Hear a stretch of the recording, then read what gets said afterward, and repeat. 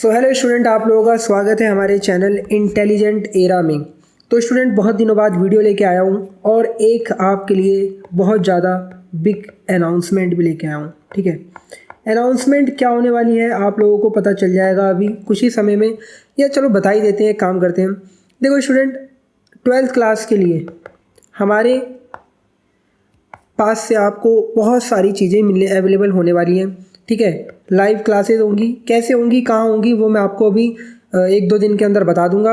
लेकिन हाँ, अगर आप लोगों को अपनी बोर्ड 2024 के लिए प्रॉपर प्रिपरेशन चाहिए सारे चैप्टरों की, ठीक है, 100 घंटे का यहाँ पे हम कोर्स लेके आने वाले हैं आप लोगों के लिए, जिसमें हम लोग आप लोगों को चैप्टर 1 से लेके फिजिक्स के चैप्टर 14 के सब चीज़ें ओवरऑल पूरा content with JEE Mains level, ठीक है, जेई मेंस के क्वेश्चनों के साथ और बोर्ड की तैयारी भी कराएंगे, वो आप लोगों के लिए मैं लेके आऊँगा। ठीक है, कब लाइव क्लासेस होंगी, कहाँ आपको मेरे को मीट करना है, जहाँ पे आप ये देखेंगे लाइव क्लासेस, वो मैं आप लोगों को बहुत ही जल्दी अपने यूट्यूब चैनल के थ्रू बता दूंगा। तो जल्दी से आप लोग वो लाइव क्लास ज़रूर ज्वाइन करना, क्योंकि वो आप लोगों के लिए बहुत ज़्यादा हेल्पफुल होने वाली है। ओवरऑल पूरा कोर्स इन 100 आवर्स फ्री में। ठीक है, तो वो कहाँ मिलेंगी वो मैं आप लोगों को बता दूंगा, बट अभी आप लोगों को क्या करना है हमारी इस वीडियो पे थोड़ा फोकस करना है। तो बोर्ड वालों ने 2024 के लिए अपना मॉडल पेपर अपनी साइट पे अपलोड कर दिया है।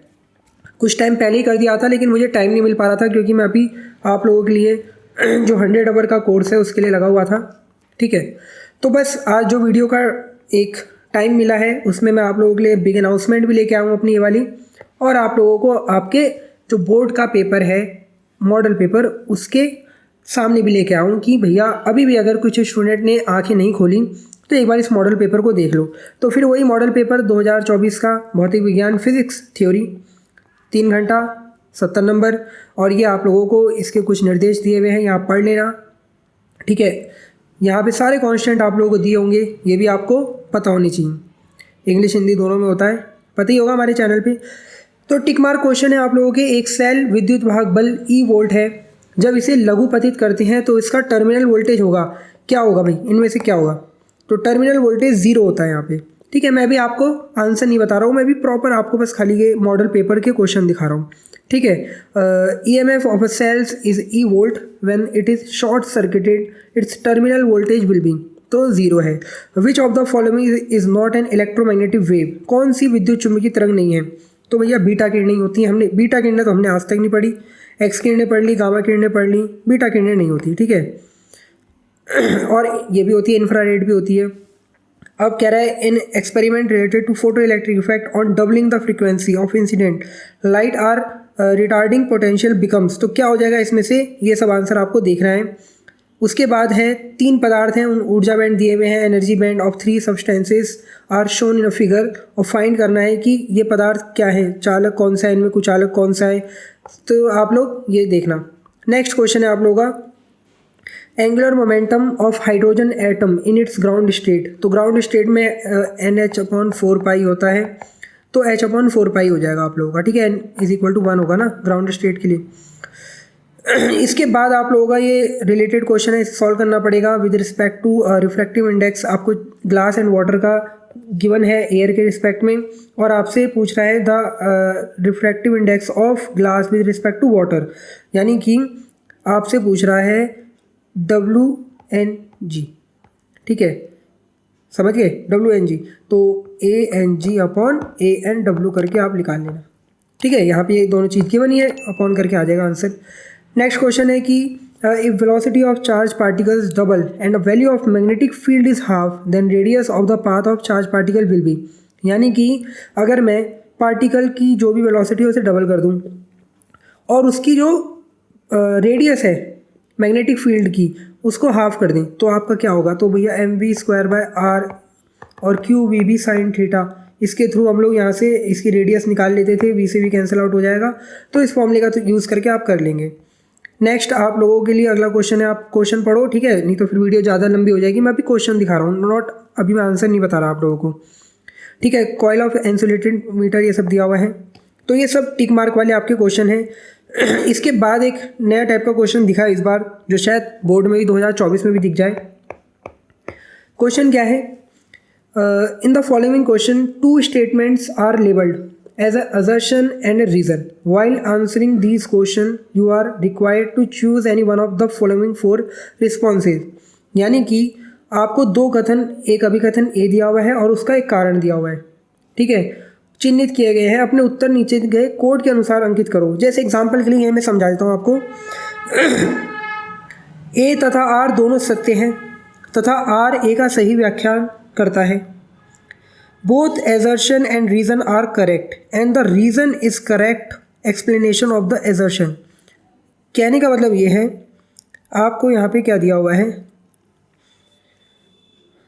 एक सेकंड, क्वेश्चन किधर की तरफ गया। तो आपको चार ऑप्शन दिए हुए, आपको बताना है कौन सा सही है इसमें से, ठीक है। अब यहाँ पे क्वेश्चन अगर मैं देखूँ तो क्वेश्चन है अभिकथन जो दिया हुआ है, यानी कि जो आपको एजर्शन दिया हुआ है वो दिया हुआ है वैद्युत क्षेत्र की दिशा सदैव समविभव पृष्ठ के लंबवत होती है। The direction of electric field is always perpendicular to the equipotential surface. तो एक कथन है, ये एक एजर्शन दिया हुआ है हम लोगों को। कारण कह रहा है समविभव पृष्ठ पर किसी बिंदु आवेश को एक स्थान से दूसरे स्थान तक ले जाने में किया गया कार्य शून्य होता है, ठीक है। Work done in a moving a point charge from one place to another equipotential surface is zero. अब कह रहा है कि भैया आपको बताना है ये जो आपको पहला अभिकथन दिया हुआ है, क्या ए सत्य है? तो हाँ, ए बिल्कुल सत्य नज़र आ रहा है हम लोगों को यहाँ पे। बिकॉज क्यों? Direction of electric field is always perpendicular to the equipotential surface, we know about this.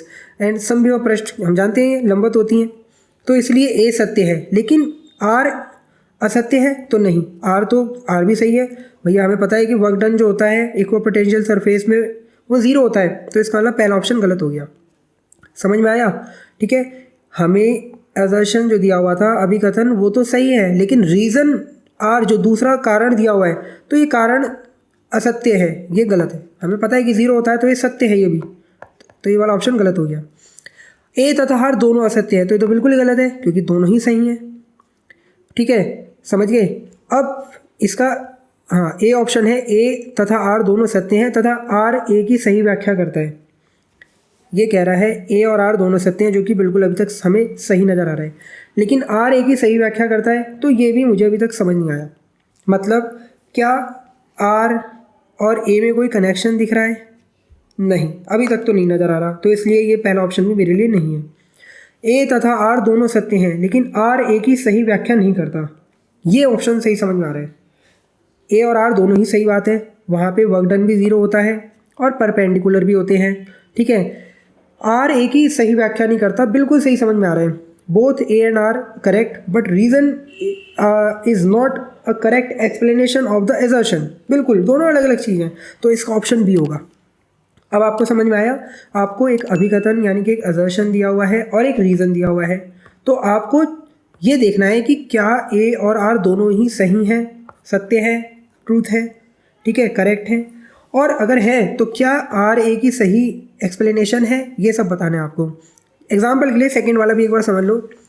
जब श्वेत प्रकाश कांच के प्रिज्म से होकर गुजरता है तो अपने अवयवी रंगों में विभाजित हो जाता है। We know all this.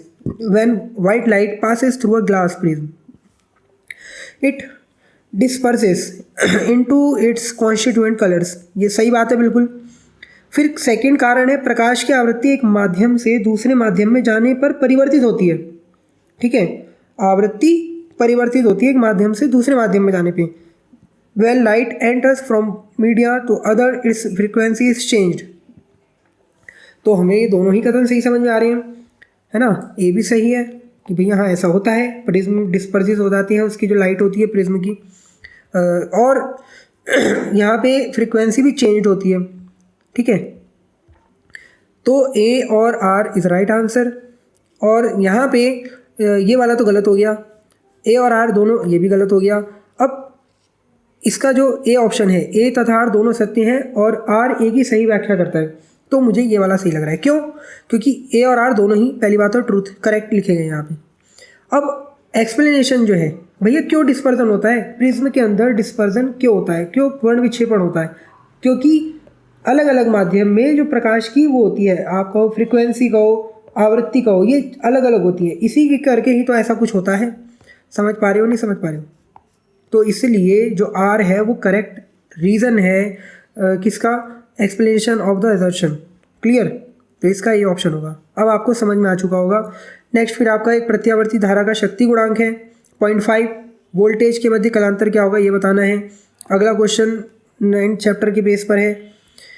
फिर 14 चैप्टर फिर आपका एक नॉर्मल सा चैप्टर है, आपका पहला ही चैप्टर उसमें से दे दिया है। तो स्टूडेंट बार बार कह रहा हूँ भैया लाइव क्लासेज स्टार्ट होने वाली हैं। कहाँ होगी मैं अभी बता रहा हूँ आपको, मैं वो जल्दी बताऊँगा। लेकिन ज़्यादा से ज़्यादा स्टूडेंट जुड़ना, 12th क्लास पूरा कवर कराने वाले हैं 100 आवर्स में। 100 आवर्स वाले जानते हो ना, मात्र और मात्र 1 महीने के अंदर। अगर मान लो मैं 2 घंटे की भी रोज़ क्लास ले रहा हूँ या 1-1.5 घंटे की भी रोज़ क्लास लूँगा, तो आप समझ लो कितनी जल्दी आपका पूरा कोर्स कंप्लीट होने वाला है। ठीक है? और मैं ये गारंटी से कह रहा हूँ कि जिसने वो 100 आवर्स की पूरी क्लास देख के उसके नोट्स क्लियर बना दिए, तो बस समझ लो क्या आपने 1 साल कुछ नहीं करा, यहाँ से आपको बहुत कुछ मिलने वाला है। तो मिस मत करना वो चीज़, डोंट मिस। ठीक है? कहाँ कब वो मैं आपको बता दूंगा 1-2 दिन के अंदर। लेकिन ये पक्का है कि लाइव क्लासेस होने वाली हैं 12th की। जितने भी हमारे स्टूडेंट हैं सब जुड़ जाएं, सब के सब, कोई से भी बोर्ड के हो आप। ठीक है? कोई से भी बोर्ड के हो, क्योंकि बेसिक से सारी चीज़ें पढ़ाई जाएंगी, सारी डेरिवेशन, न्यूमेरिकल्स, ठीक है, सारी चीज़ें कवर होंगी। तो आप चाहे यूके बोर्ड के हो, आप चाहे यूपी बोर्ड के हो, आप चाहे सीबीएसई बोर्ड के हों, चाहे आप जेईई मेंस की तैयारी कर रहे हो, चाहे आप नीट की तैयारी कर रहे हो, तो ज़रूर जुड़ना उस चीज़ में। ठीक है? फिर आपको एक प्रोटॉन एंड इलेक्ट्रॉन के बारे में पूछा गया है, जो कि चैप्टर नंबर 11 है, और डी ब्रोगली इक्वेशन बतानी है उनकी वेवलेंथ। फिर क्वेश्चन नंबर 8 देखो। इसके बाद अब मैं जल्दी जल्दी थोड़ा कर रहा हूँ, वीडियो लॉन्ग ना बन जाए, क्योंकि आपको मैं अभी क्वेश्चन दिखाने आया हूँ कि आपको आइडिया लगे कि भैया किस तरीके से अब आपको तैयारी करनी है, और आपको लाइव क्लासेस में सब पता चलेगा कि किस तरीके से आगे और अच्छी तैयारी आप कर सकते हैं हमारे साथ जुड़ के। ठीक है? क्वेश्चन देखते रहे। इसमें नया क्वेश्चन जो था वही था, तो मैंने उसे पूरा एक्सप्लेन करने की कोशिश करी आप लोगों को। फिर भी नहीं समझ में आया तो कमेंट कर देना वीडियो में, और इसके बाद मैं आप लोगों के लिए केमिस्ट्री की वीडियो बना दूंगा, फिर मैथ की भी बना देंगे, और अगर आप बोलोगे हिंदी इंग्लिश की भी मॉडल पेपर की मैं बना दूंगा। ठीक है? तो ये जल्दी जल्दी आप देखते रहो। लॉन्ग क्वेश्चन है। ठीक है? लॉन्ग क्वेश्चन मुझे इस मॉडल पेपर के बहुत ही अच्छे लगे। क्यों अच्छे लगे? क्योंकि आप लोगों से यहाँ पे ये कोशिश नहीं करवाई गई कि आप याद करके जाओ, ठीक है, बल्कि ये कोशिश कराई गई है कि आप थोड़ा सा दिमाग का इस्तेमाल करो, आप अपने मेमोरी को थोड़ा अच्छा करो। ठीक है? और मेमोरी को अच्छा कहाँ करना है? अपने ब्रेन के लिए, मतलब आपको दिमाग लगाना है। ठीक है? तो ये आज की हमारी वीडियो थी, जिसमें मैंने आपको बताया मॉडल पेपर के बारे में 2024 का। ठीक है? उत्तराखंड बोर्ड वालों का। और क्या बताया मैंने आपको कि हमारी लाइव क्लासेस स्टार्ट होने वाली हैं 12th क्लास के लिए। कहाँ होगी मैं आपको ज़रूर बताऊंगा। हमारे चैनल के साथ जुड़े रहे, और अगर वीडियो अच्छी लग रही हो तो एक लाइक करते हुए जरूर जाना। Thank you for watching this.